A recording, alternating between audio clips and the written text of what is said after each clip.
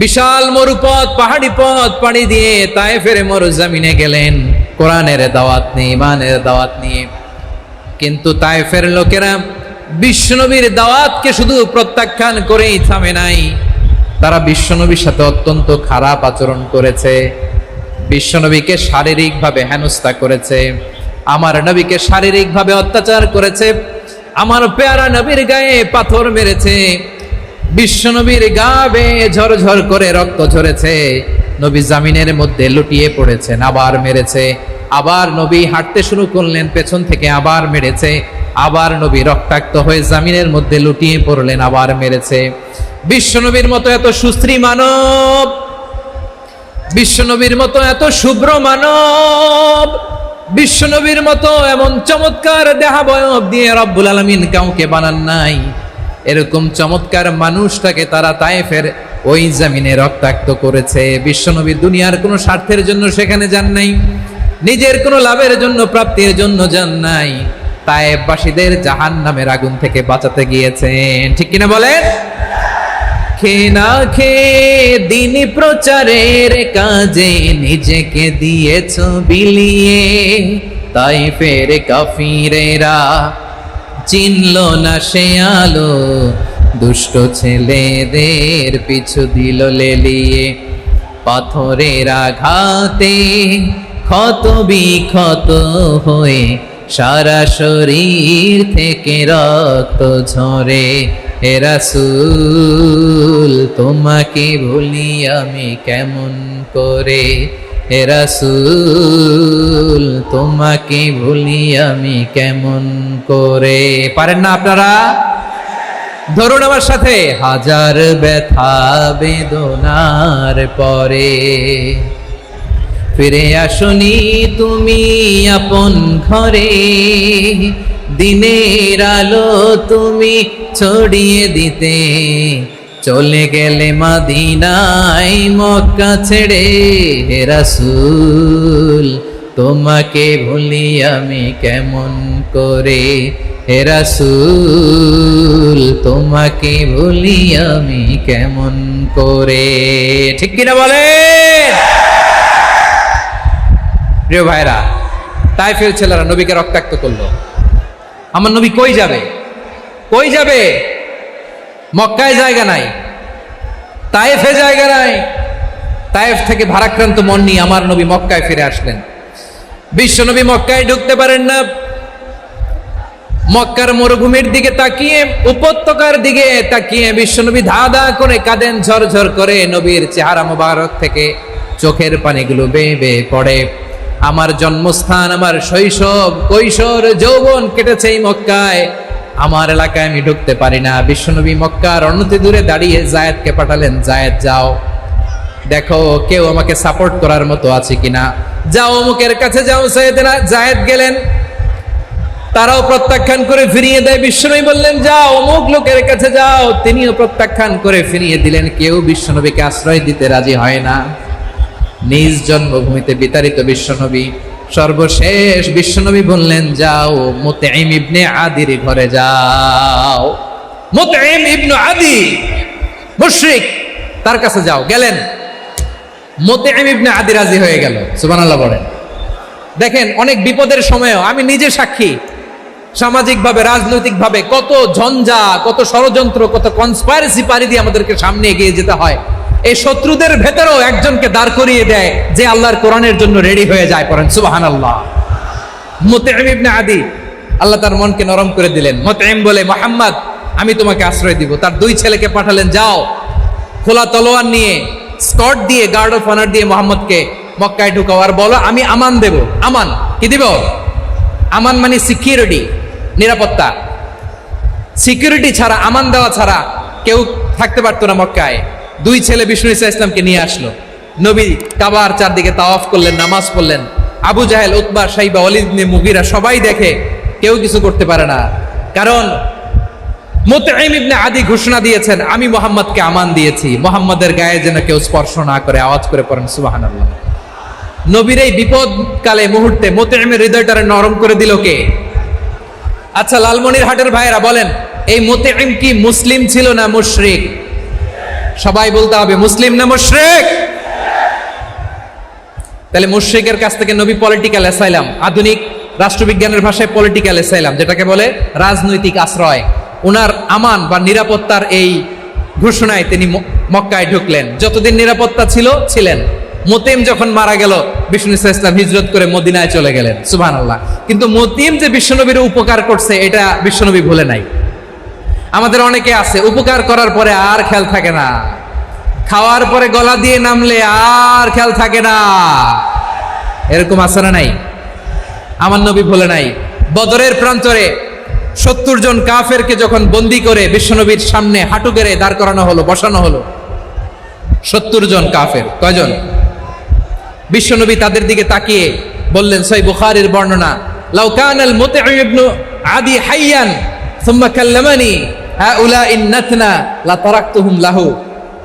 বদরের প্রান্তরে 70 জন বন্দী কাফিরের দিকে তাকিয়ে আমার নবী বললেন, আজকে মুতঈম ইবনে আদি যদি বেঁচে থাকতো আর তোমাদের 70 জনের ব্যাপারে যদি মুতঈম এক বাক্যে একটা সুপারিশ করত, তার সম্মানে আজকে তোদের সবাইকে আমি মাফ করে দিতাম। সুবহানাল্লাহ নাই? ওই যে চিল্লাচিল্লি যে কথা বোঝে নাই, কোন জিনিস মিস করছে ওরা নিজেরাও বোঝে নাই। বিশ্বনবী মুতঈমের এই সাহায্যের কথা বলে নাই। 70 জন মুশরিক হাঁটু গেড়ে বসা, নবী চাইলে এখনই এক্সিকিউশন অর্ডার দিতে পারে। তিনি বললেন, আজকে যদি মুতঈম বেঁচে থাকতো আর মুতঈম যদি তোদের জন্য সুপারিশ করতে, এই আবর্জনাগুলোর ব্যাপারে সুপারিশ করতে, আমি মুহূর্তেই তোদেরকে এমনি মাফ করে দিতাম। ইসলাম আমাদেরকে শিখায়, সূরাতুল আনআমের 108 নম্বর আয়াত থেকে আমরা বুঝলাম, কোন ধর্মকে ছোট করা যাবে না। অন্য ধর্মকে ছোট করা মানে ইসলামকে ছোট করা। অন্য ধর্মের দেবতাকে গালি দেওয়া মানে আল্লাহকে গালি খাওয়া না। আওয়াজ করে বলেন ঠিক কি না? খবরদার, এটা করা যাবে না। আর অন্য ধর্মের দেবতাকে যদি আপনি গালি দেন, ওরা ইসলাম থেকে দূরে সরে যাবে। যাও ইসলামের প্রতি আকৃষ্ট হয়েছিল আর কোনোদিন ইসলামের ধারে কাছে আসবে না। আওয়াজ করে বলেন ঠিক কিনা? এজন্য কখনো কোনোদিন অন্য ধর্মের দেবতাদেরকে গালি দেওয়া যাবে না। অন্য ধর্মের কোনো দেবতাদেরকে আমরা গালি দিব না, গালি দিব না, বরং ইসলামের beauty, the beauty of Islam, ইসলামের সৌন্দর্যকে আমরা তুলে ধরব। আমরা যদি বিশ্বনবী সাল্লাল্লাহু আলাইহি ওয়াসাল্লামের জীবনের দিকে তাকাই, তাহলে আমি দেখব বিষ্ণু ইসলাম মক্কাতে কিংবা মদিনাতে অন্য ধর্মের লোকদের সাথে খুব পিসফুলি লাইফ লিড করেছেন। হোক মুশরিক, হোক খ্রিস্টান, হোক ইহুদি, বিশ্বনবী সবার সাথে মিলেমিশে ছিলেন। আলহামদুলিল্লাহ বলেন। ইসলাম হচ্ছে পিসফুল রিলিজিয়ান। অন্য ধর্মের প্রতি সহনশীলতার সবক ইসলাম আমাদেরকে দেয়। কিন্তু প্রতিটি মুসলিমের এটা মনে রাখতে হবে, আল্লাহর কাছে পছন্দনীয় গ্রহণযোগ্য ধর্ম, জীবনাদর্শ একটি, সেটা হচ্ছে ইসলাম। আওয়াজ করে বলেন সেটা কি? লালমনিরহাটের ভাইয়েরা আওয়াজ করে বলুন, আল্লাহর কাছে মনোনীত ধর্ম একটি, সেটা কি? এজন্য রব্বুল আলামিন বলেন, ইন্নাদ-দীনা ইনদাল্লাহিল ইসলাম, আল্লাহর কাছে মনোনীত গ্রহণযোগ্য অ্যাকসেপ্টেড ধর্ম মতাদর্শ একটা, সেটা হলো ইসলাম। ইসলাম ছাড়া অন্য কোনো ধর্ম যদি কেউ তালাশ করে, তার ওই ধর্ম আল্লাহ গ্রহণ করবে না। ওমাই ইয়াবতাগি গায়রাল ইসলামি দীনান ফালাই ইউকবালা মিন ওয়া হুয়া ফিল আখিরাতি মিনাল খাসিরিন।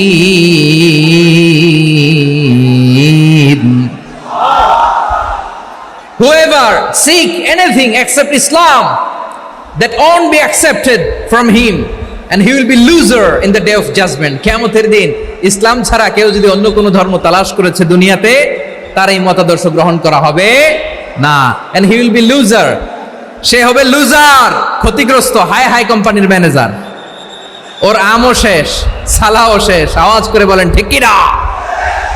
এজন্য ইসলাম পেয়ে আমরা খুশি না বেজার?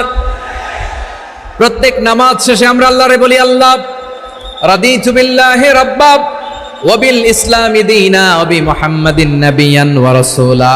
ও আল্লাহ, তোমারে রব হিসেবে পেয়ে আমরা খুশি। ও আল্লাহ, ইসলামকে ধর্ম হিসেবে পেয়ে আমরা খুশি।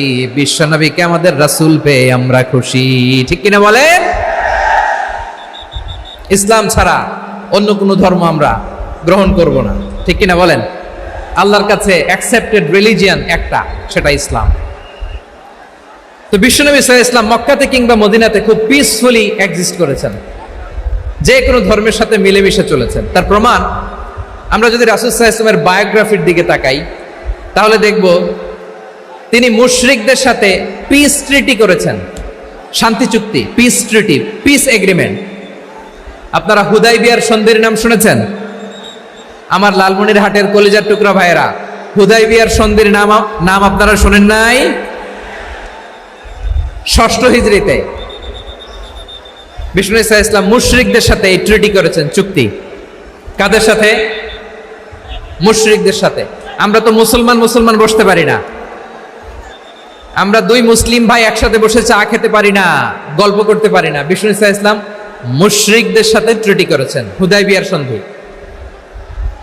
এই সন্ধির আগে মক্কা থেকে কেউ মদিনায় যেতে পারে না, মদিনা থেকে কেউ মক্কায় যেতে পারে না। কিন্তু এই সন্ধির পরে ট্রাফিক স্বাভাবিক হয়ে গেল, মক্কার লোকেরা মদিনায় আসতে পারে, মদিনার লোকেরা মক্কায় আসতে পারে। এটাকে বলে সুলহে Hudaybiyyah, the peace agreement of Hudaybiyyah, শান্তি চুক্তি। আমরা পৃথিবীতে এখন অনেক শান্তি চুক্তির নাম শুনি, এগুলো সব the piece treaty of Hudaibiya থেকে কপি করা। আল্লাহু আকবার। তাহলে বিশ্বনবী সাল্লাল্লাহু আলাইহি সাল্লাম তিনি যে শান্তিপূর্ণ সহাবস্থানে বিশ্বাসী ছিলেন, মুসলমানেরা যে অন্য ধর্মের প্রতি সহনশীল, তার প্রমাণ হচ্ছে এই পিস ট্রিটি। বিষ্ণু ঈসা ইসলাম মদিনায় যে কি করলেন?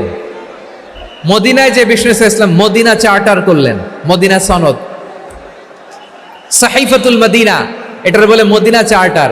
যে ওয়েস্টে, ইউরোপে, আমেরিকাতে তারা অনেক চার্টার করে, এই সব চার্টার মদিনা চার্টার থেকে কপি করা। আওয়াজ করে পড়েন সুবহানাল্লাহ।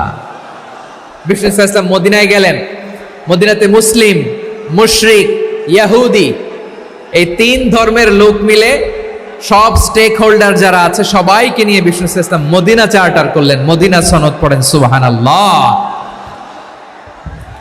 শুধু তাই নয়, মক্কাতে বিশ্বনবী পিস এগ্রিমেন্ট করলেন, শান্তি চুক্তি মুশরিকদের সাথে।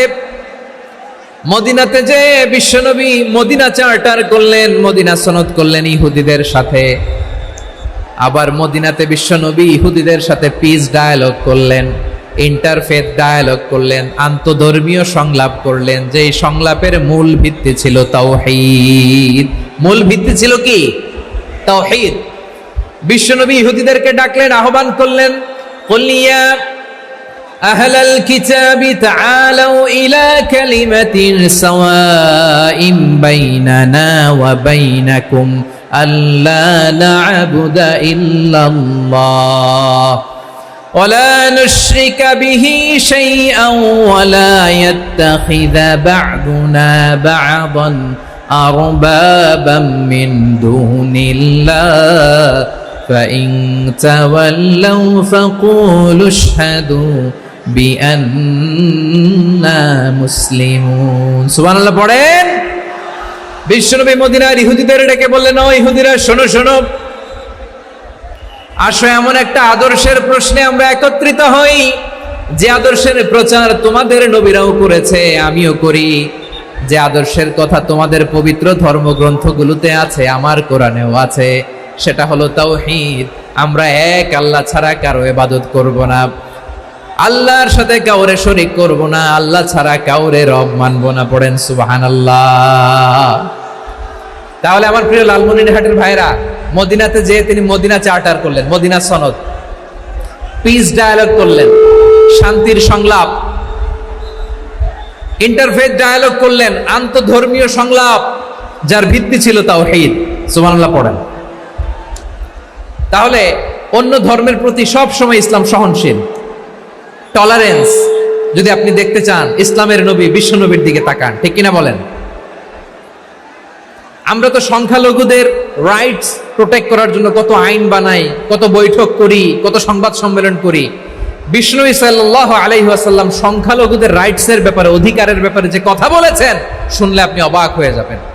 বিশ্বনবী বলেন, আলা মান যালামা মুআহাদান আও ইনতাকাসাহু আও কাল্লাফাহু ফাওকা তাআতিহি আও কাল্লাফাহু ফাওকা তাকাতিহি আও আখাযা মিনহু শাইআন বিগাইরি তিবি নাফসিন ওয়া আনা হাজিজুহু ইয়াউমাল কিয়ামা। খবরদার, জেনে রাখো, কেউ যদি কোনো সংখ্যালঘুর উপরে অত্যাচার করে, কোনো সংখ্যালঘুর প্রাপ্য থেকে যদি কেউ কাউকে ঠকায়, সংখ্যালঘুর উপর যদি কেউ কষ্ট দেয়, কোনো সংখ্যালঘুর সম্পদ যদি কেউ জোর করে কেড়ে নেয়, আমি কিয়ামতের দিন বিশ্বনবী ওই সংখ্যালঘুর পক্ষে আর ওই মুসলমানদের বিপক্ষে বাদী হয়ে দাঁড়াবো। সুবহানাল্লাহ বলতে পারলেন না? আল্লাহু আকবার। আপনি নামাজি, আপনি মুসল্লি, আপনি হাজী সাহেব, তাহাজ্জুদ পড়তে পড়তে কপালে দাগ ফেলে দিছেন, আপনার প্রতিবেশী হিন্দু, ভাবছেন আমার তো পাওয়ার আছে, ওর জমিটা দখল করি। বিশ্বনবী বলেন কিয়ামতের দিন ওই হিন্দুর পক্ষে তোর বিরুদ্ধে আমি বাদী হয়ে দাঁড়াবো। পৃথিবীর কোন ধর্মে এরকম স্টেটমেন্ট পাবেন? পাবেন? আপনি ভাবছেন আপনি নামাজ পড়লে হাজী সাহেব কপালে দাগ ফেলাই দিলে আপনি সেলসেলায় জান্নাতে চলে যাবেন না? খবরদার। বিশ্বনবী বলেন কোন সংখ্যালঘুর উপর যদি কেউ আক্রমণ করে, তার প্রাপ্য তাকে না দিয়ে যদি তাকে ঠকায়, তার উপর জুলুম করে, তার সম্পদ যদি কেড়ে নেয়, আমি নবী, তুমি মুসলিম হইতে পারো, মুসল্লি হইতে পারো, তার পক্ষে তোমার বিপক্ষে আল্লাহর দরবারে বাদী হয়ে দাঁড়াবো। আচ্ছা লালমনিরহাটের ভাইরা, কথা বুঝতে পারলে আওয়াজ করে উত্তর দেন। বিশ্বনবী যদি কারো বিপক্ষে দাঁড়ায় কিয়ামতের দিন, আই রিপিট, আমি আবারও বলছি, বিশ্বনবী যদি কিয়ামতের দিন কারো বিপক্ষে দাঁড়ায়, ও তো সেলসেলায়া জান্নাতি, তাই না? জান্নাতি না? যে নবীর সুপারিশ ছাড়া জান্নাতের গেটও দেখা যাবে না, ওই নবী যদি বলে তোর বিপক্ষে আমি বাদী হয়ে দাঁড়াবো, ওই জান্নাতে আর ঢোকার কোনো সুযোগ আমাদের থাকবে? এখানেই শেষ না আমার প্রিয় লালমনিরহাটের ভাইয়েরা, এখানেই শেষ নয়। বিশ্বনবী বলেন মান কাতালা মুআহাদান, বুখারীর বর্ণনা, মান কাতালা মুআহাদান লাম ইয়ারাহ রাইহাতাল জান্নাহ। কেউ যদি, কোন মুসলিম যদি অন্যায়ভাবে কোনো সংখ্যালঘুকে হত্যা করে, কোনো হিন্দুকে হত্যা করে, কোনো বৌদ্ধরে হত্যা করে, অন্যায়ভাবে কোনো মুসলিম যদি কোনো সংখ্যালঘুরে হত্যা করে, জান্নাতে যাওয়া তো দূরের কথা, ওই মুসলিম জান্নাতের ঘ্রাণও পাবে না। সেই বুখারীর বর্ণনা, মান কাতালা মুআহাদান লাম ইয়ারাহ রাইহাতাল জান্নাহ ওয়া ইন্না রিহাহা লা ইউজাদু মিন মাসিরাতি 40 আমা। যে জান্নাতের ঘ্রাণ 40 বছর দূরের রাস্তা থেকেই পাওয়া যায়। সুবহানাল্লাহ পড়েন। প্রিয় ভাইরা, এখান থেকে জান্নাতে পৌঁছতে লাগবে 40 বছর। এত দূর, কত বছর? সবাই বলেন কত বছর? এখান থেকে জান্নাতে পৌঁছতে লাগবে 40 বছর। এত দূরে থাকতেই জান্নাতের ঘ্রাণ আপনার নাকে এসে ধাক্কা মারবে। বিশ্বনবী বলেন যে ব্যক্তি কোন সংখ্যালঘুকে হত্যা করে, জান্নাতের ঘ্রাণ তো পাবেই, জান্নাতে তো ঢুকতে পারবেই না, জান্নাতের ঘ্রাণও তার নাকে লাগবে না। পড়েন নাউযুবিল্লাহ। তাহলে সংখ্যালঘুদের ব্যাপারে ইসলামে অধিকার দেয়া আছে না নাই? লালমনিরহাটের ভাইয়ের আওয়াজ করে বলেন, আমার সংখ্যালঘু হিন্দু ভাইদের রাইটস, অধিকার আমাদের ইসলামে প্রোটেক্টেড আছে না নাই? এখানেই শেষ না। বিষ্ণু ইসলাম আপনার অমুসলিম প্রতিবেশীর সাথে ভালো আচরণ করতে বলেছে। আমাদের হয় না, এটা মুসলিম পাড়া, ওটা বৌদ্ধ পাড়া, হয় না? অনেক সময় হয় না, এটা আমাদের মুসলিম পাড়া, ওইটা হিন্দু পাড়া, এরকম আছে না নাই? লালমনিরহাটে নাই না? আছে? হিন্দু যদি আপনার প্রতিবেশী হয় কি করবেন? ওরে কষ্ট দিবেন নাকি? কেন? ও তো হিন্দু, ও তো আমার আল্লাহরে ডাকে না, ওরে কষ্ট দিলে জায়েজ হবে না? খবরদার। বিষ্ণু ইসলাম বলেন মান কানা ইউমিনু বিল্লাহ ওয়াল ইয়াউমিল আখির ফালিউকরিম জারাহ। যে আল্লাহ বিশ্বাস করে আর আখিরাতে বিশ্বাস করে, সেজন্য প্রতিবেশীর সাথে ভালো আচরণ করে। সুবহানাল্লাহ। কলিজা জুড়ায় যায় না আমার নবীর কথাগুলো শুনলে? যে আল্লাহ বিশ্বাস করে, যে আখিরাতে বিশ্বাস করে, সেজন্য প্রতিবেশীর সাথে ভালো আচরণ করে। এখানে বলছে মুসলিম প্রতিবেশী বলছে, নামাজি প্রতিবেশী বলছে, আল্লাহওয়ালা প্রতিবেশী বলছে না। প্রতিবেশী আস্তিক হোক নাস্তিক হোক, প্রতিবেশী মুমিন হোক মুশরিক হোক, প্রতিবেশী হইলেই তার সাথে ভালো আচরণের দরকার আছে না নাই? আমার প্রিয় লালমনিরহাটের ভাইয়েরা, বিষ্ণু ইসলাম ওনার ইহুদি প্রতিবেশীদের দেখাশোনা করতেন। আওয়াজ না শোনা যাক, আমারও তো দেখা যায়, আমারও তো দেখা যায়। তাকায় থাকেন, তাকায় থাকলে সওয়াব হবে। কোরআনের কথা যেখান থেকে হয় এদিকে তাকায় থাকলেই বরকত। তাকায় থাকেন। জি জি, মাইক, আমি তো আর মাইক ঠিক করতে আসি না এদিকে, এই মাইক ঠিক করব ওই মাইক ঠিক করব, ওদিকে পাইলট বলবে হুজুর চলে আসেন। জি বসুন বসুন, মাশাআল্লাহ, হ্যাঁ খুব শান্ত, ঠিক আছে। পুলিশ ভাইরা না খেয়ে দিনরাত আপনারা যাতে সুশৃঙ্খল একটা প্রোগ্রাম উপহার পান এটাই চেষ্টা করতেছে, আপনাদেরকে কষ্ট দিতে আসে নাই, একটু একটু সহযোগিতা করেন। জি মাশাআল্লাহ, হ্যাঁ ঠিক আছে। আমার প্রিয় ভাইরা, প্রতিবেশী আস্তিক হোক নাস্তিক হোক, মুসলিম হোক হিন্দু হোক, তার সাথে ভালো আচরণ করতে হবে। বিষ্ণু ইসলাম ওনার ইহুদি প্রতিবেশীর বাসায় যেতেন। কোন প্রতিবেশী? ইহুদি। আওয়াজ করে বলেন, কোন প্রতিবেশী? ইহুদি।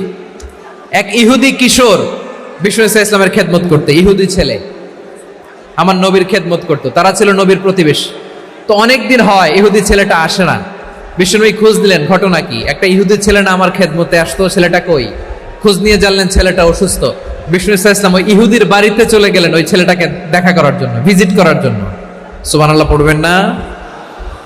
গেলেন, যে দেখে ইহুদি ছেলেটা মুমূর্ষ, জান জান যায় যায় ভাব, বিছানায় পড়ে আছে, তার বাবা দাঁড়ানো।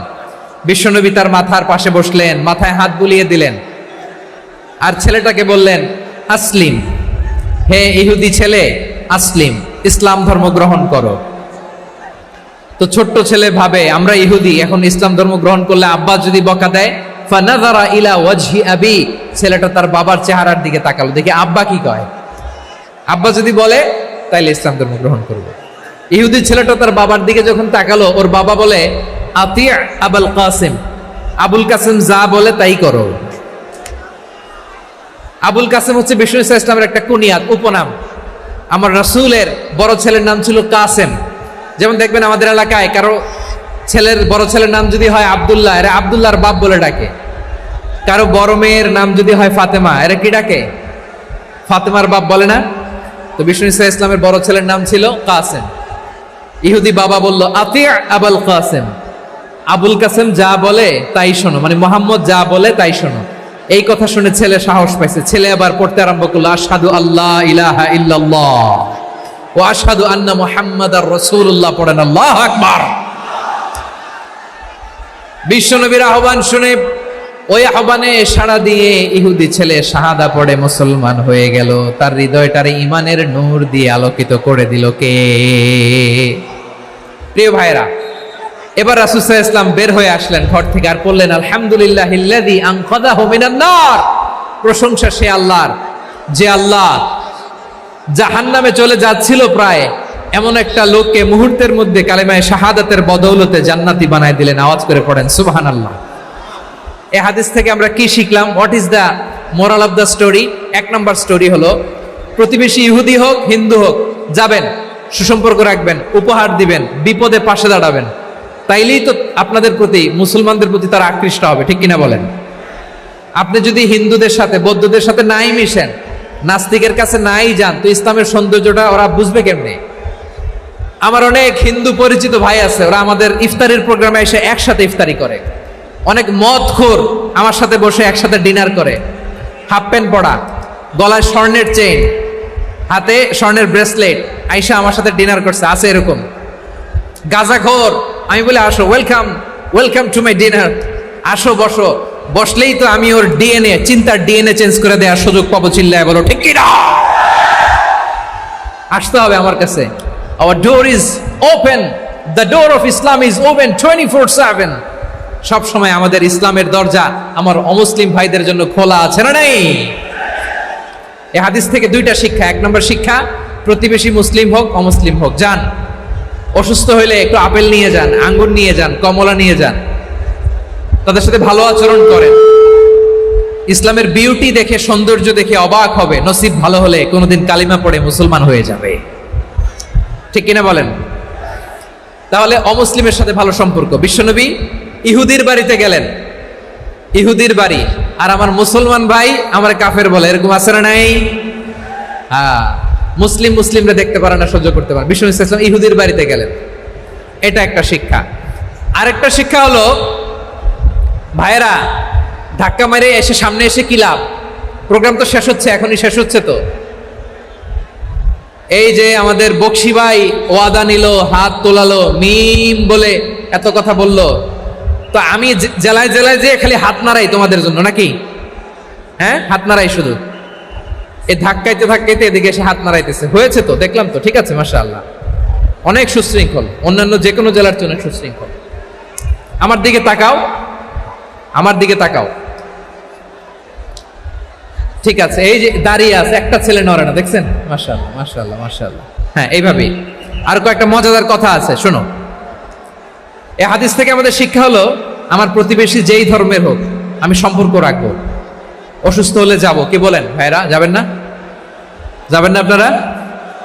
আচ্ছা, 2 নম্বর শিক্ষা হলো, বিষ্ণু ইসা ইসলামের খাদেম ছিল ইহুদি, এতদিন খেদমত করলো, একদিনও বিশ্বনবী ওরা কালিমার দাওয়াত দেয় নাই। কারণ কি? বিশ্বনবী একটা ভালো সময়ের অপেক্ষা করতেছিলেন, প্রপার টাইমিং। দাঈর কাজ হচ্ছে দাঈ ইলাল্লাহ, সে হচ্ছে সুযোগ সন্ধানী। দাঈ সুযোগ খোঁজে, কখন দাওয়া দিলে ব্যাটে বলে হবে, ঝোপ বুঝে কোপ মারে, ঠিক কিনা বলেন? বিষ্ণু ইসলাম ভালো সময়ের অপেক্ষা করতেছিলেন, দেখি ভালো সময় আসুক আসুক আসুক আসুক। আস্তে আস্তে এমন সময় আসছে, ছেলে এবার মুমূর্ষ, অসুস্থ ব্যক্তির হৃদয় অত্যন্ত নরম থাকে। হসপিটালে যখন কেউ যায় তার হৃদয়টা বড্ড নরম থাকে, মৃত্যুর ভয়ে তার অন্তরটা নরম থাকে, ঠিক কিনা বলেন? এই প্রপার টাইমিং এর অপেক্ষা করতেছিলেন। যখনই টাইমিং পেয়েছেন, দাওয়াত দিলেন, পড়ো লা ইলাহা ইল্লাল্লাহ, সুবহানাল্লাহ পড়েন সবাই। তাহলে ইসলাম অমুসলিম প্রতিবেশীর সাথে ভালো আচরণ করতে বলে। ইসলাম অমুসলিম মাতা পিতার সাথেও ভালো আচরণ করতে বলে। মাতা পিতা যদি অমুসলিম হয়, তারা ফেলে দিতে পারবেন? পারবেন? আমার লালমনিরহাটের ভাইয়েরা, অনেক হিন্দু ছেলে আমাদের হাতে শাহাদা পড়ে মুসলিম হয়, কিন্তু ওর মা মুসলমান হয় নাই, বাবাও হয় নাই, এরকম আছে না নাই? তো ও হয়েছে মুসলিম, মা বাপ হিন্দু, এখন মা বাপ কি বাদ? হ্যাঁ, মা বাপ বাদ দেয়া যাবে? যেই মা আপনারে 9 মাস 8 মাস পেটে ধারণ করলো, আপনার মায়ের নার ছেঁড়া ধন, আপনি ওই মারে বাদ দিতে পারবেন? যে মায়ের বুকের তাজা দুধ খেয়ে আপনি আজকে বাড়ন্ত তাজা তরতাজা, ওই মারে বাদ দেয়া যাবে? মায়ের এক ধারে দুধের দাম, কাটিয়া গায়ের চাম, পাপোশ বানাইলে ঋণের শোধ হবে না, এমন দরদি ভাবে কেউ হবে না আমার মাগো। মায়ের এক ধারে দুধের দাম, কাটিয়া গায়ের চাম, পাপোশ বানাইলে ঋণের শোধ হবে না, এমন দরদি ভাবে কেউ হবে না আমার মাগো, ঠিক কিনা? মাকে তো বাদ দেয়া যায় না। وَقَضَى رَبُّكَ أَلَّا تَعْبُدُوا إِلَّا إِيَّاهُ وَبِالْوَالِدَيْنِ إِحْسَانًا। আল্লাহ বলে, অবধারিত 2টা ভার্ডিক্ট তোমাদের জন্য, এক আল্লাহর ইবাদত করবা আর মা বাবার প্রতি ইহসান করবা। আদেশটা কার? মা বাবার প্রতি ইহসান করতে হবে। আমার মা হিন্দু হোক, ভালো আচরণ করতে হবে, বৌদ্ধ হোক, ভালো আচরণ করতে হবে। আমার যে সমস্ত হিন্দু ভাইয়েরা মুসলিম হয়েছ, তোমাদের মা বাবা এখনো মুসলমান হয় নাই, তাদের সাথে ভালো আচরণ করতে হবে। আপনাদের খেদমত নিজে করতে হবে, অথবা খেদমতের ব্যবস্থা করাই দিতে হবে।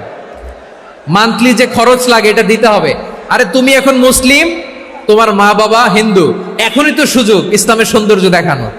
এখন মা বাবা যদি দেখে, আরে এটা হিন্দু থাকতে তো বদমাইশ ছিল, বেয়াদব ছিল, কি এমন ধর্ম সে গ্রহণ করলো যেটা গ্রহণের সাথে সাথে সে পাল্টে গেল? কি এমন ধর্ম সে গ্রহণ করেছে যেটা তার জীবনকে আলোকিত করে দিয়েছে? নসিব ভালো হইলে তারাও কালিমা পড়ে মুসলমান হয়ে যাবে। বিষ্ণু ইসা ইসলামের স্ত্রীর নাম ছিল আয়েশা রাদিয়াল্লাহু তাআলা আনহা, আবু বকর রাদিয়াল্লাহু তাআলা আনহুর মেয়ে। আবু বকর রাদিয়াল্লাহু তাআলা আনহুর আরেক মেয়ের নাম হচ্ছে আসমা। কি নাম? দুজনই আবু বকর রাদিয়াল্লাহু তাআলা আনহুর মেয়ে, আসমা আর আয়েশা। নাম দুইটা কেমন লাগে? আসমা নামটা কেমন লাগে? আয়েশা নামটা কেমন লাগে? সবার ভালো লাগে নাই? নাম দুটো আপনাদের ভালো লাগে? লালমনিরহাটে অনাগত যদি কন্যা সন্তান হয়, যদি মনে চায় আসমা রেখে দিতে পারবেন। যদি মনে চায় আয়েশা রেখে দিয়েন। দেশে বিদেশে এয়ারপোর্টে রাস্তাঘাটে শুধু বলে হুজুর একটা নাম দেন, আমার ছেলের একটা নাম দেন, মেয়ের একটা নাম দেন। তো আমার মনে আছে যশোরের 8 দিনের মাহফিলে আমি একটা দুইটা নাম দিয়েছিলাম। আজকে লালমনিরহাটের এই প্রোগ্রামে কন্যা সন্তান যদি হয় 2টা নাম দিলাম, আসমা কিংবা আয়েশা। ইনশাআল্লাহ পড়েন। 2জন বোন, এক মায়ের না, বাবা এক মা 2জন। আয়েশা রাদিয়াল্লাহু তাআলা আনহার মায়ের নাম উম্মে রুমান, আর আসমা রাদিয়াল্লাহু তাআলা আনহার মায়ের নাম কুতাইলা বিনতে আব্দুল উজ্জা। আবু বকর রাদিয়াল্লাহু তাআলা আনহু 4টা বিয়ে করেছিলেন। তো একই ঘটনা ঘটেছে এই ফ্যামিলিতে। আসমা ইসলাম ধর্ম গ্রহণ করে মুসলিমা, কিন্তু তার মা কুতাইলা মুশরিকা। আই রিপিট, বোঝার জন্য আমি আবারও বলি, আসমা রাদিয়াল্লাহু তাআলা আনহা মুসলিমা, আর আসমার মা কুতাইলা। আওয়াজ করে বুঝে থাকলে বলেন, আসমার মা মুশরিকা। তার মানে মেয়ে মুসলিম, মা অমুসলিম। ভেজাল আছে না নাই? কিন্তু কুতাইলা আর ধৈর্য ধারণ করতে পারে না।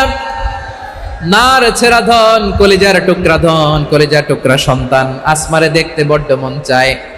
সাইয়েদনা আসমা রাদিয়াল্লাহু তাআলা আনহা মক্কা থেকে হিজরত করে মদিনায় চলে গেলেন হুদাইবিয়ার পর। যখন মক্কা মদিনা ট্রাফিক স্বাভাবিক হলো, মক্কার লোক মদিনায় যায়, মদিনার লোক মক্কায় আসে। কুতাইলা কলিজার টুকরা সন্তান আসমারে দেখার জন্য কিছু উপহার নিয়ে বিশাল মরুপথ পাড়ি দিয়ে মক্কা থেকে মদিনায় যায়। সুবহানাল্লাহ বলেন।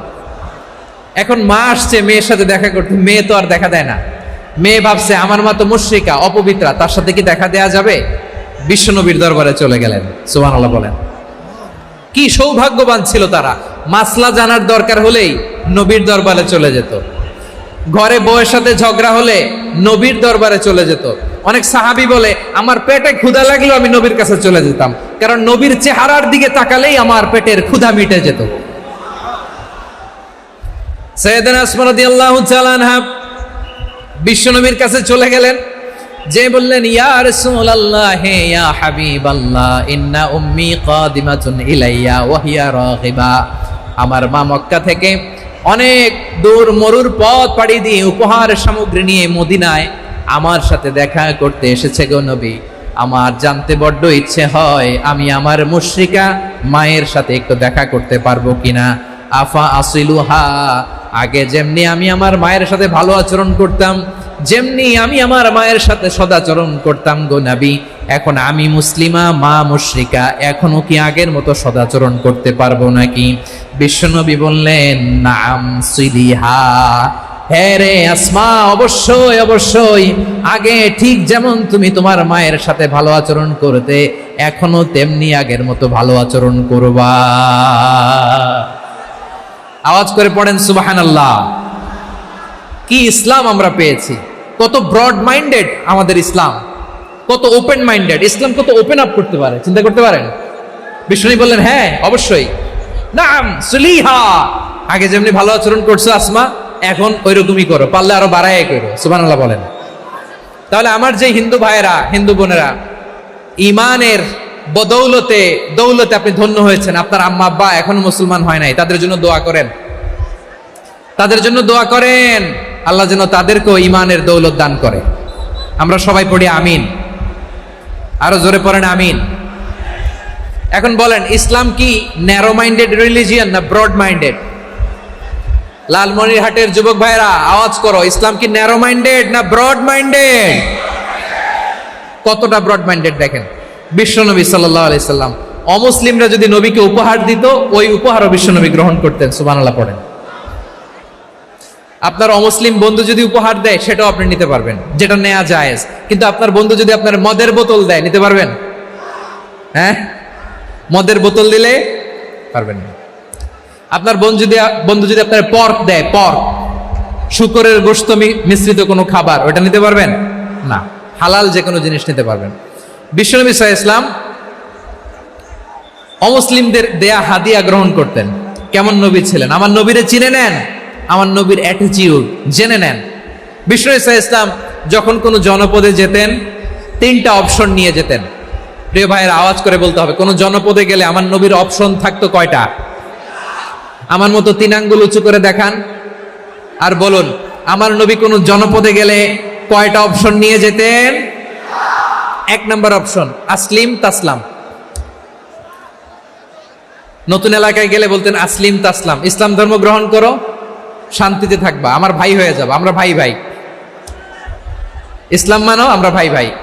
অপশন নাম্বার কত? 1। যদি বলে না ইসলাম মানবো না, ওকে, অপশন নাম্বার 2, মুসলিম হওয়ার দরকার নাই, লা ইকরাহা ফিদ্দিন, ইসলামে কোনো বাড়াবাড়ি নাই, খ্রিস্টান আছো থাকো, বৌদ্ধ আছো থাকো, ইহুদি থাকতে চাও থাকো, কিন্তু আমরা যেহেতু রিজিওনাল সুপার পাওয়ার, আমাদের আন্ডারে থাকো, ট্যাক্স দিয়া থাকো, এটার বলে জিজিয়া। আলেম যারা আছেন বুঝবেন এটার আরবিতে কি বলে, জিজিয়া। You pay us the tax, we will give you the security. তোমরা ট্যাক্স দিবা, আমরা সিকিউরিটি দিব। ইসলাম, ইসলাম মানো, শান্তিতে থাকবা, ভাই ভাই, আমরা ভাই ভাই। অপশন নাম্বার 2, ট্যাক্স দাও, আমরা নিরাপত্তা দিব, মুসলিম হওয়া লাগবে না। এখন 1 নাম্বারও মানে না, 2 নাম্বারও মানে না, মুসলিম হব না, ভালো, খ্রিস্টান থাকো, ট্যাক্স দাও, আমরা সিকিউরিটি দিব না, এইটাও মানি না। বিষ্ণু বলেন তাহলে তলোয়ার আমাদের আর তোমাদের মাঝে ফয়সালা করবে, মুসলিমও হব না, ট্যাক্স দিবা, নিরাপত্তা দিব, আমরা সুপার পাওয়ার, আমাদের আন্ডারে থাকবে, এইটাও না। তাহলে তোমাদেরকে তো আমরা বিশ্বাস করতে পারি না, কখন না কখন বিশ্বাসঘাতকতা করো, কার সাথে মিলে হাত মিলাও, তলোয়ার আমাদের মাঝে ফয়সালা করবে। তখন তিনি জেহাদের সশস্ত্র সংগ্রামের ঘোষণা দিতেন। সুবহানাল্লাহ পড়েন। দেখেন পশ্চিমারা জেহাদকে এইভাবে চিত্রায়িত করে না, ওরা জেহাদ বলতে বোঝায় তলোয়ার, হাত কাটো, গলা কাটো না, জেহাদ সশস্ত্র সংগ্রাম 3 নম্বরে। অধিকাংশ ক্ষেত্রেই বিশ্বনবীর সুন্দর আচরণ দেখে, আরে আমার নবীর যে নুরানি চেহারা, অনেকে তো কেবল সিরেফ চেহারাটা দেখেই কালিমা পড়ে মুসলমান হয়ে গিয়েছে। যারা মুসলিম হয় নাই তারা তাদের ইসলামেই বলবৎ ছিল, ট্যাক্স দিয়ে ইসলামের আন্ডারে ছিল। যারা এটাও মানে নাই ওইটাও মানে নাই, তাদের বিরুদ্ধে জেহাদ। বিষ্ণু ইসলাম 7ম হিজরিতে যখন খায়বার বিজয়ের পরে ইসলাম রিজিওনাল সুপার পাওয়ার হিসেবে আত্মপ্রকাশ করলো, বিশ্বনবী চিঠি লিখলেন অন্যান্য সুপার পাওয়ারের কাছে, রাষ্ট্রীয় চিঠি লেখে এক রাষ্ট্রপ্রধান আরেক রাষ্ট্রপ্রধানের কাছে, ঠিক কিনা বলেন? জানেন না আপনারা? এই যে 24-এর ছাত্র নাগরিক অভ্যুত্থানে, এই অভ্যুত্থান যখন শুরু হয়, আমি তখন সাউথ আফ্রিকাতে, একটা স্ট্যাটাস দিয়েছিলাম, কোটা নয় গোটা দেশ সংস্কার করা লাগবে। শুধু বাংলাদেশ নয়, সারা বিশ্বের বাংলা ভাষাভাষী লোকেরা এই আন্দোলনের সাথে সমর্থন তারা করেছে, এটাকে সাপোর্ট করেছে, তারা সমর্থন দিয়েছে। আমাদের ইউনাইটেড আরব আমিরাতের বাংলাদেশি ভাইয়েরা, তারা সেখানে রাস্তায় নেমে এসেছিল, জানেন? ওইখানে ডেমনস্ট্রেশন করা যায় না, সেখানকার সরকার তাদেরকে যাবজ্জীবন দিয়েছিল। তখন আমাদের এই যে প্রধান উপদেষ্টা ডক্টর মোহাম্মদ ইউনূস সরাসরি G2G বলে, এটারে G2G, government to government, G2G, উনি চিঠি লিখলেন যে তাদেরকে, ইউর হাইনেস, হে সম্মানিত আমির, আপনি আমার এই চিঠির কারণে আমার সম্মানে এই 53 জন বাংলাদেশিকে মাফ করে দেন। এই চিঠির বদৌলতে বেকসুর খালাস পেয়ে গিয়েছিল আমাদের ভাইরা। জানেন না এই ঘটনা আপনারা? তাহলে গভর্নমেন্ট টু গভর্নমেন্ট চিঠি দেওয়া হয়। 7ম হিজরিতে বিষ্ণু ইসলাম সব সুপার পাওয়ারের কাছে চিঠি দিলেন, রোমান সম্রাটের কাছে, পারস্য অধিপতির কাছে, মিশরের অধিপতির কাছে, সবার কাছে চিঠি লিখলেন। চিঠির ভাষা ছিল এরকম, মিন মুহাম্মাদিন রাসূলিল্লাহ ইলা মুকাওকিস আযীমিল কিবত, মুহাম্মদ রাসূলুল্লাহর পক্ষ থেকে মিশরের বাদশার কাছে, আসলিম তাসলাম, ইসলাম মানো, শান্তিতে থাকবা, সালামুন আলা মান ইত্তাবা আল হুদা, শান্তি তার জন্য যে হেদায়েতের অনুসরণ করে। সুবহানাল্লাহ পড়েন। তো এই চিঠি অনেকে ভালোভাবে রিসিভ করেছে, অনেকে এই চিঠি পাওয়ার পরে নবীর কাছে আবার ইন রিটার্ন উপহার পাঠিয়েছে। কি পাঠিয়েছে? উপহার। মিশরের বাদশা মুকাওকিস, তিনি বিশ্বনবীকে বিশাল এক উপহারের ডালি পাঠিয়েছেন। মিশরের বাদশা মুকাওকিস ছিলেন ধর্মে খ্রিস্টান। লালমনিরহাটের ভাইয়েরা আওয়াজ করে বলেন, মিশরের বাদশা ধর্মে কি ছিল? খ্রিস্টান। কি উপহার দিয়েছিল আমার নবীকে? শুনতে মনে চায়? আওয়াজ নাই লালমনিরহাটের গলায়, শুনতে মনে চায়? 1000 স্বর্ণ মুদ্রা, 1000 স্বর্ণ মুদ্রা, 2টা খ্রিস্টান দাসী, একজনের নাম মারিয়া বিনতে শামউন আল কিবতিয়া, আরেকজনের নাম সিরিন বিনতে শামউন আল কিবতিয়া। একজন খ্রিস্টান দাস 20 থান কাপড় জামা বানানোর জন্য, আমরা নবী যেন সেলাই করে জামা বানাতে পারে এজন্য 20 থান কাপড়, 20 থান ফাইন গার্মেন্ট, সুবহানাল্লাহ পড়বেন না? এরপরে একটা গাধা যেটার নাম ছিল উফাইর, আর একটা খচ্চর, এটার নাম ছিল দুলদুল। খচ্চর চিনেন? গাধা আর ঘোড়ার ক্রসিং এ যে প্রাণীটা দুনিয়াতে আসে এটার খচ্চর বলে। তো এই যে সুপার পাওয়ার, খ্রিস্টান বাদশার কাছে নবী চিঠি লিখলেন, ওই খ্রিস্টান বাদশা আমার নবীকে উপহার দিল, বিশ্বনবী এই উপহারগুলো সানন্দে গ্রহণ করেছে। সুবহানাল্লাহ পড়বেন না? তাহলে অমুসলিম কেউ যদি আপনাকে উপহার দেয়, হালাল উপহার হলে আপনি গ্রহণ করতে পারবেন। অনুরূপভাবে পারস্যের বাদশা, রোম সম্রাট বিশ্বনবীকে উপহার পাঠিয়েছেন, আমার নবী সবগুলো উপহার গিফট গ্রহণ করেছেন। সুবহানাল্লাহ বলেন। তাহলে প্রিয় লালমনিরহাট, আওয়াজ করে বলুন, ইসলাম কি ন্যারো মাইন্ডেড রিলিজিয়ন না ব্রড মাইন্ডেড? আম্মাজান আয়েশার কাছে মাসালা জানতে চায় মেয়েরা, হে আম্মাজান, অগ্নি উপাসকেরা তাদের ঈদের দিন নওরোজের সময় আমাদেরকে পাখি দেয়, নেওয়া যাবে? উনি বললেন, ওরা জবাই করে দিলে নেওয়া যাবে না, কিন্তু ওরা যদি ফলমূল এরকম খাবার দেয় এগুলো নেওয়া যাবে। তার মানে অমুসলিমদের দেয়া উপহার এটা গ্রহণ করা যায়। সুবহানাল্লাহ বলেন। শুধু তাই নয়, বিষ্ণু ঈসা ইসলাম অমুসলিমদের সাথে আর্থিক লেনদেনও করেছেন, ফিনান্সিয়াল ডিলিং করেছেন। অমুসলিমদের সাথে প্রয়োজনে আপনি ফিনান্সিয়াল ডিলিং করতে পারবেন। আমরা প্রায় দেখি বাজারের মিষ্টির দোকানগুলো আমার হিন্দু ভাইদের। লালমনিরহাটে মিষ্টির দোকান, দইয়ের দোকান কারা চালায়? হিন্দুরা চালায় না? তারপরে যে বারবার শপ, চুল কাটে যে নাপিত, অধিকাংশ নাপিতের দোকানে কারা? আমার হিন্দু ভাইরা। তা আপনি চুল কাটতে পারবেন কিনা? পারবেন কিনা বলেন? পারবেন। তার দোকান থেকে দই মিষ্টি কিনতে পারবেন কিনা? হ্যাঁ, আমার মুসলিম ভাইয়ের দোকান থাকলে ওইটারে আমি বেশি প্রায়োরিটি দিব, ঠিক কিনা? কিন্তু যদি তাদের সার্ভিস নিতে চান, প্রোডাক্ট নিতে চান, পারবেন। তার দলিল সহিহ বুখারী, আম্মা জান আয়েশা রাদিয়াল্লাহু তাআলা আনহা বলেন, ইশতারা রাসূলুল্লাহ সাল্লাল্লাহু আলাইহি ওয়াসাল্লাম মিন ইয়াহুদিয়িন তুআমান ওয়া রাহানাহু দিরআহু মিন হাদিদ। রাসূল সাল্লাল্লাহু আলাইহি ওয়াসাল্লাম এক ইহুদির কাছ থেকে, কার কাছ থেকে? সবাই বলে নাই, কার কাছ থেকে? আমার নবী, পেয়ারা নবী এক ইহুদির কাছ থেকে জব কিনেছিল, জব, বার্লি, যেটা দিয়ে রুটি বানায়।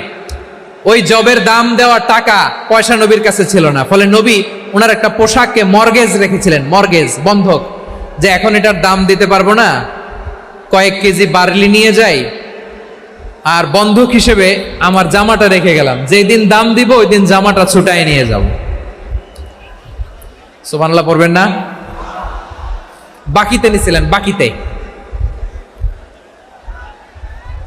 দিরআহু মিন হাদিদ, লোহার তৈরি বর্ম, মানে যুদ্ধের পোশাক, লোহা দিয়ে বানানো। বিশ্বনবী বললেন, কয়েক কেজি জব দাও, টাকাটা পরে দিব, এখন টাকা নাই, বন্ধক হিসেবে, মর্গেজ হিসেবে আমার জামা রেখে গেলাম, যখন টাকা দিব জামা ছুটায় নিব। আওয়াজ করে বলতে হবে সুবহানাল্লাহ। এ থেকে বোঝা গেল অমুসলিমদের সাথে ফিনান্সিয়াল ডিলিং করা যায়, অর্থনৈতিক লেনদেন করা যায়, কেনাবেচা করা যায়, প্রোডাক্ট কেনা যায়। এমনকি আমাদের মসজিদে নববীতে বারান্দায় আপনার একটা অটোমেটিক ফ্লাইং আমব্রেলা দেখছেন? সূর্য যখন বাড়ে মসজিদে নববীর বারান্দায় ইয়ার্ডের মধ্যে অটোমেটিক্যালি কিছু আমব্রেলা আছে, সাঁ করে খুলে যায়, আর সূর্যের তাপ লাগে না। আবার সন্ধ্যাবেলায় এই আমব্রেলাগুলো ওরা ক্লোজ করে ফেলে, দেখেন নাই না? দেখছেন? এই মসজিদে নববীকে সর্বোচ্চ উন্নত মানের কনস্ট্রাকশন ইনফ্রাস্ট্রাকচারে ডেভেলপ করার জন্য কর্তৃপক্ষ কিছু অমুসলিম ইঞ্জিনিয়ারের, ডিজাইনারের সহায়তা নিয়েছিল। সুবহানাল্লাহ বলেন। কোন দলিলের ভিত্তিতে? এই দলিলের ভিত্তিতে যে বিষ্ণু ঈসা ইসলাম অমুসলিমদের সাথেও লেনদেন করেছেন। আওয়াজ করে বলতে হবে আল্লাহু আকবার। শুধু তাই নয়, ইন কেস অফ ইমার্জেন্সি, প্রয়োজনে ইসলামের খাতিরে, ইসলামকে সামনের দিকে এগিয়ে নিয়ে যাওয়ার জন্য অমুসলিমদের সাপোর্ট নেওয়া জায়েজ আছে। সুবহানাল্লাহ বলেন। অমুসলিমদের সাপোর্ট নেয়া, তাদের থেকে অর্থ নেয়া, পলিটিক্যাল সাপোর্ট, পলিটিক্যাল অ্যাসাইলাম নেওয়া জায়েজ আছে। আমাদের অনেক বিশ্ববরেণ্য দায়ীরা আমেরিকায় অস্থায়ীভাবে অ্যাসাইলাম নিয়ে থাকে, নিজের দেশে গেলে ফাঁসিতে ঝুলাই দিবে। যুগ যুগ ধরে দায়ীদের উপরে এরকম অত্যাচার আর নির্যাতন আছে না নাই? মিশরের অনেক দায়ীরা পাশ্চাত্যে যেয়ে থাকে, এই যে তারা পলিটিক্যাল অ্যাসাইলাম নিয়ে থাকে, রাজনৈতিক আশ্রয়, এটা জায়েজ আছে না? এটা যে জায়েজ আছে তার প্রমাণ স্বয়ং বিশ্বনবী সাল্লাল্লাহু আলাইহি ওয়াসাল্লাম পলিটিক্যাল সাপোর্ট নিয়েছিলেন অমুসলিমদের কাছ থেকে। সুবহানাল্লাহ বলেন। খুব মজাদার একটা ঘটনা, শুনবেন? আপনাদের আগ্রহ দেখে তো মনে হয় না শোনার ইচ্ছা আছে। আছে আছে, গলায় জোর আছে। লিল্লাহি তাকবীর, লিল্লাহি তাকবীর, নারে তাকবীর। মাশাআল্লাহ। আমার ভাইরা, বিশ্বনবীর বয়স তখন প্রায় 51 বছর। কত বছর? বিশ্বনবীর সবচেয়ে কাছের মানুষ খাদিজা রাদিয়াল্লাহু তাআলা আনহা ইন্তেকাল করেছেন। বিশ্বনবী বড্ড কষ্ট পেলেন, হৃদয়টা ভেঙে খান খান। যিনি ঘরের ভেতরে বিশ্বনবীকে সান্ত্বনা দিতেন, ভালোবাসা দিতেন, বাইরে গেলে কুরাইশরা বকাঝকা করে, অত্যাচার করে, কিন্তু আম্মাজান খাদিজা রাদিয়াল্লাহু তাআলা আনহা ঘরটারে এমন শান্তির নীড় বানায় রেখেছেন, এই ঘরের ভিতরে ঢুকলে বিশ্বনবীর কলিজাটা ঠান্ডা হয়ে যেত। এজন্য রব্বুল আলামিন বলেন, খাদিজা, ও আমার বান্দি খাদিজা, জান্নাতে এমন স্পেশাল একটা ঘর আমি তোমার জন্য রেডি করে রেখেছি। ওই ঘরের মধ্যে কোনো আওয়াজ নাই, ওই ঘরের মধ্যে কোনো নয়েজ নাই, ওই ঘরে কোনো বিশৃঙ্খলা নাই। কারণ মক্কার জমিনে আমার নবী কুরাইশদের বিশৃঙ্খলা, নয়েজ আর ঝামেলাগুলোকে উপেক্ষা করে যখন তোমার ঘরের ভিতরে ঢুকতো, ঘরটারে তুমি শান্তির নীড়, ঠান্ডা, নীরব, নিস্তব্ধ, নিঝুম আর শান্তির নীড় বানিয়ে রেখেছো। এজন্য জান্নাতে স্পেশাল একটা শান্তির নীড় আমি তোমারে উপহার দেব। ওই প্রিয়তমা স্ত্রী খাদিজা ইন্তেকাল করলেন, বিশ্বনবীর হৃদয় ভেঙে খান খান। আবার ওনার চাচা আবু তালেব ইন্তেকাল করলেন, যিনি পলিটিক্যাল শেল্টার দিতেন নবীকে। কে দিতেন? আবু তালেবের ভয়ে, বিশ্বনবীর এই চাচার ভয়ে কোনো মুশরিক নবীর গায়ে হাত দেওয়ার সাহস পায় নাই। এখন স্ত্রীও নাই, চাচাও নাই, নবীকে আশ্রয় দেওয়ার কেউ নাই। নবীর চারদিকে অন্ধকার, নবী এখন কই যাবেন? আমার পেয়ারা নবী নতুন স্টেশন খুঁজতেছেন, নতুন দাওয়াতি প্ল্যাটফর্ম খুঁজতেছেন। তিনি যায়েদ বিন হারেসা রাদিয়াল্লাহু তাআলা আনহুকে নিয়ে মক্কার পাশের একটা নেইবরিং সিটি তায়েফে চলে গেলেন। কোথায় চলে গেলেন? লালমনিরহাটের ভাইয়ের আওয়াজ করে বলেন, কোথায় গেলেন? তায়েফে চলে গেলেন দিনের দাওয়াত দেওয়ার জন্য। কি দেওয়ার জন্য? নাকি জমি কিনতে গেছিলেন? জমি কিনতে, দুনিয়ার যশ খ্যাতির জন্য, নিজের কোনো লাভের জন্য? তায়েফবাসীদেরকে জাহান্নামের আগুন থেকে বাঁচানোর জন্য। আওয়াজ করে বলতে হবে, ঠিক কিনা? বিশ্বনবী বিশাল মরুপথ, পাহাড়ি পথ পাড়ি দিয়ে তায়েফের মরুজমিনে গেলেন কোরআনের দাওয়াত নিয়ে, ইমানের দাওয়াত নিয়ে। কিন্তু তায়েফের লোকেরা বিশ্বনবীর দাওয়াতকে শুধু প্রত্যাখ্যান করেই থামে নাই, তারা বিশ্বনবীর সাথে অত্যন্ত খারাপ আচরণ করেছে।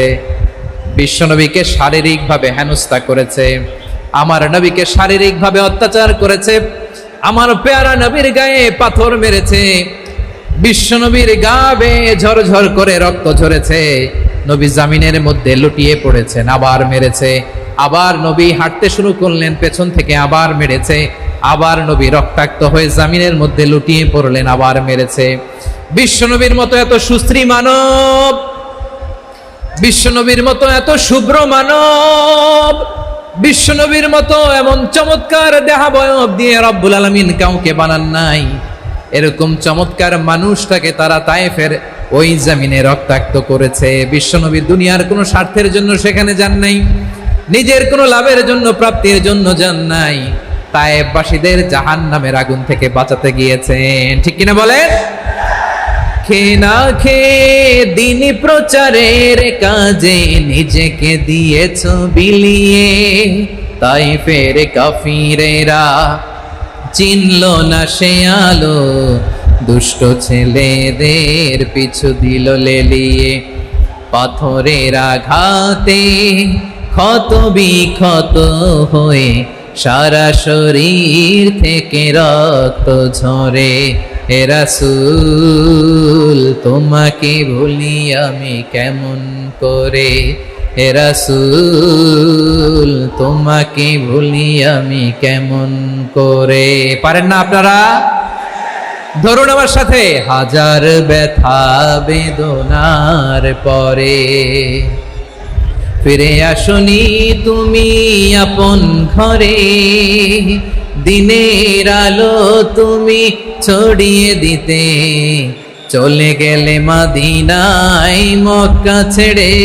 হে রাসূল তোমাকে ভুলি আমি কেমন করে, হে রাসূল তোমাকে ভুলি আমি কেমন করে। ঠিক কিনা বলেন? প্রিয় ভাইরা, তায়েফের ছেলেরা নবীকে রক্তাক্ত করলো। আমার নবী কই যাবে? কই যাবে? মক্কায় জায়গা নাই, তায়েফে জায়গা নাই। তায়েফ থেকে ভারাক্রান্ত মন নিয়ে আমার নবী মক্কায় ফিরে আসলেন। বিশ্ব নবী মক্কায় ঢুকতে পারেন না। মক্কার মরুভূমির দিকে তাকিয়ে, উপত্যকার দিকে তাকিয়ে বিশ্বনবী ধা ধা করে কাঁদেন, ঝরঝর করে। নবীর চেহারা মোবারক থেকে চোখের পানিগুলো বেয়ে বেয়ে পড়ে। আমার জন্মস্থান, আমার শৈশব, কৈশোর, যৌবন কেটেছে এই মক্কায়। আমার এলাকায় আমি ঢুকতে পারি না। বিশ্বনবী মক্কার অনতি দূরে দাঁড়িয়ে জায়েদকে পাঠালেন, জায়েদ যাও দেখো কেউ আমাকে সাপোর্ট করার মতো আছে কিনা, যাও অমুকের কাছে যাও। জায়েদ গেলেন, তারাও প্রত্যাখ্যান করে ফিরিয়ে দেয়। বিশ্বনবী বললেন যাও অমুক লোকের কাছে যাও, তিনিও প্রত্যাখ্যান করে ফিরিয়ে দিলেন। কেউ বিশ্বনবীকে আশ্রয় দিতে রাজি হয় না। নিজ জন্মভূমিতে বিতাড়িত বিশ্বনবী, সর্বশেষ বিশ্বনবী বললেন যাও মুতঈম ইবনে আদির ঘরে যাও। মুতঈম ইবনে আদি মুশরিক, তার কাছে যাও। গেলেন, মুতঈম ইবনে আদি রাজি হয়ে গেল। সুবহানাল্লাহ বলেন। দেখেন, অনেক বিপদের সময়ও আমি নিজে সাক্ষী, সামাজিকভাবে রাজনৈতিকভাবে কত ঝঞ্ঝা, কত ষড়যন্ত্র, কত কনস্পাইরেসি পারি দিয়ে আমাদেরকে সামনে এগিয়ে যেতে হয়। এই শত্রুদের ভেতরেও একজনকে দাঁড় করিয়ে দেয় যে আল্লাহর কোরআনের জন্য রেডি হয়ে যায়। পড়েন সুবহানাল্লাহ। মুতঈম ইবনে আদি, আল্লাহ তার মনকে নরম করে দিলেন। মুতঈম বলে, মুহাম্মদ আমি তোমাকে আশ্রয় দিব। তার দুই ছেলেকে পাঠালেন, যাও খোলা তলোয়ার নিয়ে, স্কট দিয়ে, গার্ড অফ অনার দিয়ে মুহাম্মদকে মক্কায় ঢুকাও আর বলো আমি আমান দেব। আমান কি দিব? আমান মানে সিকিউরিটি, নিরাপত্তা। সিকিউরিটি ছাড়া, আমান দেওয়া ছাড়া কেউ থাকতে পারতো না মক্কায়। দুই ছেলে বিষ্ণু ঈসা ইসলামকে নিয়ে আসলো। নবী কাবার চারদিকে তাওয়াফ করলেন, নামাজ পড়লেন। আবু জাহেল, উতবা, শাইবা, ওয়ালিদ ইবনে মুগীরা সবাই দেখে, কেউ কিছু করতে পারে না। কারণ মুতঈম ইবনে আদি ঘোষণা দিয়েছেন আমি মুহাম্মদকে আমান দিয়েছি, মুহাম্মদের গায়ে যেন কেউ স্পর্শ না করে। আওয়াজ করে পড়েন সুবহানাল্লাহ। নবীর এই বিপদকালে মুহূর্তে মুতঈমের হৃদয়টারে নরম করে দিল কে? আচ্ছা, লালমনিরহাটের ভাইয়েরা বলেন, এই মুতঈম কি মুসলিম ছিল না মুশরিক? সবাই বলতে হবে মুসলিম না মুশরিক? তাহলে মুশরিকের কাছ থেকে নবী পলিটিক্যাল অ্যাসাইলাম, আধুনিক রাষ্ট্রবিজ্ঞানের ভাষায় পলিটিক্যাল অ্যাসাইলাম, যেটাকে বলে রাজনৈতিক আশ্রয়, ওনার আমান বা নিরাপত্তার এই ঘোষণায় তিনি মক্কায় ঢুকলেন। যতদিন নিরাপত্তা ছিল ছিলেন। মুতঈম যখন মারা গেল, বিষ্ণু ঈসা ইসলাম হিজরত করে মদিনায় চলে গেলেন। সুবহানাল্লাহ। কিন্তু মুতঈম যে বিশ্বনবীর উপকার করছে এটা বিশ্বনবী ভুলে নাই। আমাদের অনেকে আছে উপকার করার পরে আর খেয়াল থাকে না, খাওয়ার পরে গলা দিয়ে নামলে আর খেয়াল থাকে না। এরকম আছে না নাই? আমার নবী ভুলে নাই। বদরের প্রান্তরে 70 জন কাফেরকে যখন বন্দী করে বিশ্বনবীর সামনে হাঁটু গেড়ে দাঁড় করানো হলো, বসানো হলো, 70 জন কাফের। কয়জন? বিশ্বনবী তাদের দিকে তাকিয়ে বললেন, সহিহ বুখারীর বর্ণনা, লাউ কানাল মুতঈম ইবনে আদি হাইয়ান সুম্মা কাল্লামানি হাউলাইন নাতনা লা তারাকতুহুম লাহু।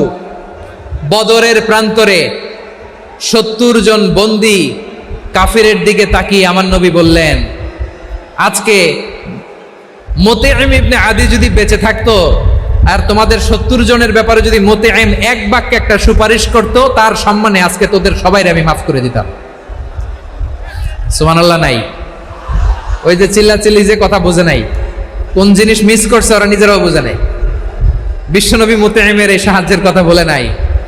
70 জন মুশরিক হাঁটু গেড়ে বসা, নবী চাইলে এখনই এক্সিকিউশন অর্ডার দিতে পারে।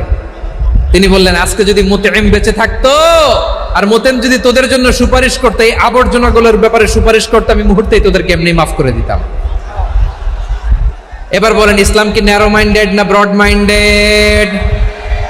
শুধু তাই নয়, যাকে যে সম্মান দেয়ার আমার নবী দিতেন, হোক আস্তিক হোক নাস্তিক, হোক মুসলিম হোক অমুসলিম।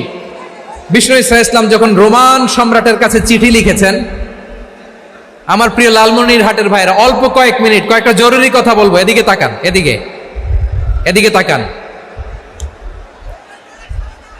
রোমান সম্রাটের কাছে বিশ্বনবী যখন চিঠি লিখলেন মিন মুহাম্মদ রাসূলিল্লাহ ইলা হিরাকলা আযীমের রোম, মুহাম্মদের পক্ষ থেকে হিরাক্লিয়াসের কাছে, যিনি হচ্ছেন আযীমের রোম। এটা নবী নিজ থেকে বানায় লিখছেন অতিরিক্ত সম্মান দিয়ে। কোন রাষ্ট্রপ্রধান যখন আসে তাদেরকে আমরা কি বলি জানেন? তার নামের শেষে HE এটা লিখতে হয়, H.E. মানে হিজ এক্সেলেন্সি। কি লেখে? হিজ এক্সেলেন্টি, অথবা ইউর হাইনেস, ইউর ম্যাজেস্টি। দেখেন, বিশ্বনবী সাল্লাল্লাহু আলাইহি ওয়াসাল্লাম সব নবীদেরও নবী, তিনি একজন মুশরিক খ্রিস্টান সম্রাট রোমান সম্রাটের কাছে চিঠি লিখতে যেয়ে লিখতেছে, ইলা হিরাকলা আযীমের রোম, হিরাক্লিয়াসের কাছে আমার চিঠি, যিনি রোমের আযীম, হিজ হাইনেস, মানে রোমের অনেক সম্মানিত এক বাহাদুর। আওয়াজ করে বলেন সুবহানাল্লাহ। তার মানে যাকে যে সম্মান দেয়ার এটা বিশ্বনবী দিতেন। এমনকি যেই ইহুদিরা ভালো ছিল, এই ইহুদিদেরও প্রশংসা করেছেন বিশ্বনবী মুহাম্মদুর রাসূলুল্লাহ সাল্লাল্লাহু আলাইহি ওয়াসাল্লাম। এক ইহুদির প্রশংসা করেছেন বিশ্বনবী। ইহুদির কার? আমি তো আমার ভাইয়ের প্রশংসা করি না, আমি তো এক আলেম আরেক আলেমরে স্পেস দেই না, আমি তো এক দায়ী আরেক দায়ীর সাথে বসতে চাই না। আমার নবী ইহুদির প্রশংসা করে। কার প্রশংসা? ওই ইহুদির নাম ছিল মুখাইরেক। সিরাত গ্রন্থ ঘাটলে পাবেন। তিনি বলেছেন মুখাইরেক খাইরু ইয়াহুদ, Mukhayriq is the best of the Jews. জুইসদের মধ্যে সে সবচেয়ে ভালো। কেন প্রশংসা করলেন তার? এর কারণ মদিনা চার্টারে কথা ছিল সব ধর্মের মুসলিম, মুশরিক, ইহুদিরা মিলে মদিনাকে রক্ষা করবে। কিন্তু তৃতীয় হিজরিতে যখন উহুদের যুদ্ধ শুরু হলো, সবার কথা ছিল যেই আক্রমণ করে আমরা মদিনাকে বাঁচাবো। কোন শহরকে বাঁচাবো? মদিনাকে। কিন্তু কুরাইশরা যখন অ্যাটাক করলো, ইহুদিরা আর আসে না, ইহুদিরা আর বেরোয় না। বিষ্ণু বললেন, ওহে ইহুদিরা, তোমরা না চুক্তি করলে আমার সাথে যে মদিনা বাঁচাতে সবাই ঝাঁপিয়ে পড়বো, আসো। একটা ইহুদিও বেরোয় না, কেউ আসে না সেদিন, একজন ছাড়া। তার নাম মুখাইরেক। তার নাম কি? মুখাইরেক বাহাদুরের মতো ঘোড়সাওয়ার হয়ে বেরিয়ে গেলেন এবং বললেন, গোটা ইহুদি সাম্রাজ্যের একজনও যদি না আসে, আমি মুখাইরেককে কেউ ঘরে আটকে রাখতে পারবে না। বেরিয়ে আসলেন, এসে বললেন, আমি মুহাম্মদের পক্ষে যুদ্ধ করব। আমি মারা গেলে আমার সম্পদ আমার উত্তরাধিকারীরা পাবে না, আমার সম্পদ তোমরা মুহাম্মদকে দিয়ে দিবা। সুবহানাল্লাহ বলেন। উহুদের ময়দানে 70 জন মুসলমান শহীদ হলো। এই ইহুদি, সেও মুসলমানের পক্ষে যুদ্ধ করে নিহত হলো। সুবহানাল্লাহ বলেন। মুসলিমদের লাশ যখন নিয়ে আসা হলো, এই মুখাইরিকের লাশও নিয়ে আসা হলো। মুসলিমদের লাশের পাশে মুখাইরিকের লাশ দেখে বিশ্বনবী মুখাইরিকের প্রতি অনেক খুশি হলেন। আর বিশ্বনবী খুশি হয়ে বললেন, মুখাইরিক খায়রু ইয়াহুদ, মুখাইরিক যদিও তুমি ইহুদি, তারপরে তুমি সব ইহুদিদের মধ্যে সেরা ইহুদি। পড়েন সুবহানাল্লাহ। আমার নবী ইহুদিকেও সম্মান দিতে কার্পণ্য করে নাই। আওয়াজ করে বলেন আল্লাহু আকবার। প্রিয় ভাইরা, এবার সর্বশেষ আওয়াজ করে বলেন, ইসলাম কি ন্যারো মাইন্ডেড নাকি ব্রড মাইন্ডেড? সবাই বলেন, ন্যারো মাইন্ডেড না ব্রড মাইন্ডেড? এজন্য অমুসলিম হইলেই তারা আমাদের শত্রু নয়। শত্রু কারা? এই লালমনিরহাটের ভাইয়েরা শোনেন, শত্রু কারা? যে সমস্ত অমুসলিম আমাদেরকে নিশ্চিহ্ন করে দিতে চায়, যে সমস্ত অমুসলিম আমাদের ভূখণ্ড থেকে আমাদেরকে তাড়িয়ে দিতে চায়, যে সমস্ত অমুসলিম আমার ধর্ম নিয়ে তুচ্ছতাচ্ছিল্য করে চিল্লায় বলেন ঠিক কিনা, তারা আমাদের শত্রু। সাধারণ অমুসলিমরা আমার শত্রু নয়। এই যে হিন্দুরা থাকে, এরা আমার ভাই, বৌদ্ধরা আমার ভাই, খ্রিস্টানরা আমার ভাই, ইহুদিরা আমার ভাই। তারা দিনই ভাই নয়, তারা মায়ের পেটের ভাই নয়, তারা মানবিক দিক থেকে ভাই। ও মানুষ, আমিও মানুষ। ইসলাম মানুষকে সম্মান করে, চিল্লায় বলো ঠিক কিনা। যারা আমাদের অস্তিত্বকে নিশ্চিহ্ন করতে চায়, যারা আমাদের ভূখণ্ডকে দখল করতে চায়, যারা আমাদেরকে নিয়ে মকারি করে, ফান করে, টিটকারি করে, আমার ধর্ম নিয়ে খেলা করে, তাচ্ছিল্য করে, ওদের বিরুদ্ধে আমাদের জিহাদ। সাধারণ মুসলিম আমাদের শত্রু নয়। আপনি জানেন নিউ ইয়র্কে, আমি তো নিউ ইয়র্কে ছিলাম অনেকদিন, ওখানে ফিলিস্তিনিদের পক্ষে যখন আমরা মিছিল করেছি, অনেক ইহুদি আমাদের সাথে মিছিলে দাঁড়িয়েছে। কারণ ওরাও জানে এই ভূখণ্ড ফিলিস্তিনিদের ভূখণ্ড, আওয়াজ করে বলো লালমনিরহাট ঠিক কি না। ইসরায়েলের রাজধানী খোদ তেল আবিবে অনেক ইহুদিরা বেঞ্জামিন নেতানিয়াহু তার বিরুদ্ধে মিছিল করেছে। তো তারা কি আমাদের শত্রু? না। অনেক খ্রিস্টান আমাদের সাথে আমাদের স্বার্থ রক্ষায় আমাদের পাশে দাঁড়িয়েছে। খেয়াল রাখবেন, হিন্দু আর হিন্দুত্ববাদ এক নয়, ইহুদি ধর্ম আর জায়নিজম এক নয়। জায়নিজমের বিরুদ্ধে আমাদের সংগ্রাম, আমাদের জেহাদ, চিল্লায় বলেন ঠিক কিনা। এই যে ফিলিস্তিনের ভাইয়েরা, তারা তাদের স্বাধীনতা সংগ্রামের জন্য লড়াই করছে, করে যাচ্ছে, আমরা এটাকে সমর্থন জানাই, চিল্লায় বলো ঠিক কিনা। কাশ্মীরের ভাইয়েরা স্বাধীনতার জন্য সংগ্রাম করছে, আমরা সেই সংগ্রামকে সমর্থন জানাই, আওয়াজ করে বলো ঠিক কিনা। যারাই আমাদের ইসলামকে নিশ্চিহ্ন করতে চায় তাদের বিরুদ্ধে আমাদের সংগ্রাম, আওয়াজ করে বলতে হবে ঠিক কিনা। ওই সমস্ত দুর্বৃত্তদের সাথে আমাদের কোনো সম্পর্ক নাই। আমরা যদি ঐক্যবদ্ধ থাকতে পারি, ওই দুর্বৃত্তরা চান্স পায় না। আমরা ঐক্যবদ্ধ থাকতে রাজি আছি। লালমনিরহাটের ভাইয়েরা, আমরা ঐক্যবদ্ধ থাকলে ওই দুর্বৃত্তদের কালো হাত ভেঙে দিতে আমাদের সময় লাগবে না। তাদের কালো হাত ভেঙে দিতে রাজি আছে মুসলমান? কারা কারা রাজি? দু হাত তুলে দেখাও।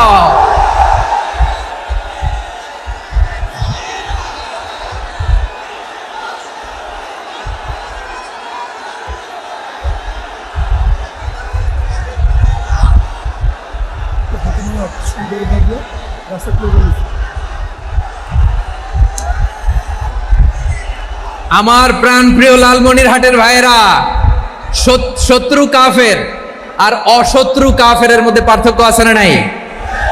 আবু তালেবও মুশরিক, আবু জাহেলও মুশরিক, কিন্তু দুই মুশরিকে পার্থক্য আছে না নাই? আবু তালেব নবীর চাচা, মুশরিক, মারা গিয়েছে মুশরিক অবস্থায়, কিন্তু আজীবন আমার নবীকে আগলে রেখেছে, আমার নবীকে সাপোর্ট করেছে, ভালোবেসেছে। আবু জাহেলও মুশরিক, মারা গিয়েছে মুশরিক হিসেবে, আজীবন আমার নবীর বিরুদ্ধাচরণ করেছে। আবু জাহেলের শক্তি, সামর্থ্য, স্ট্র্যাটেজি, প্ল্যান সব আমার নবীর বিরুদ্ধে ছিল। আবু জাহেলের কারণে একটা দিন শান্তিতে আমার নবী মক্কায় ঘুমাতে পারে নাই, চিল্লায় বলেন ঠিক কিনা। এজন্য রব্বুল আলামিন বলেন, লা ইয়ানহাকুমুল্লাহু আনিল্লাযীনা লাম ইউকাতিলুকুম ফিদ-দীনি ওয়া লাম ইখরিজুকুম মিন দিয়ারিকুম আন তাবাররুহুম ওয়া তুকসিতু ইলাইহিম ইন্নাল্লাহা ইউহিব্বুল মুকসিতিন।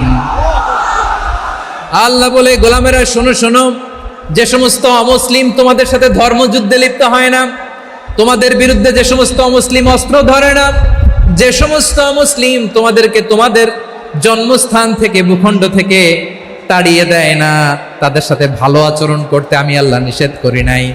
তাদের সাথে সদাচরণে কোনো নিষেধাজ্ঞা নাই, বরং তাদের সাথে সদাচরণ করো, এটাই আমি আল্লাহ চাই। তাহলে আমার যে অমুসলিমরা আমাদের সাথে শত্রুতা করে না, তুচ্ছতাচ্ছিল্য করে না, আমাদের ভূমি থেকে আমাদেরকে উচ্ছেদ করতে চায় না, আমাদের বিরুদ্ধে অস্ত্র ধরে না, ওই অমুসলিম ভাইদের সাথে আমাদের কোনো দ্বন্দ্ব আছে? কোনো বিরোধ আছে? বরং আছে ভালোবাসা। বরং আছে কি? এই ভালোবাসা দিয়ে আমরা বিশ্ব জয় করব। রাজি আছে মুসলমান? আমাদের পুঁজি ভালোবাসা। আমাদের পুঁজি কি?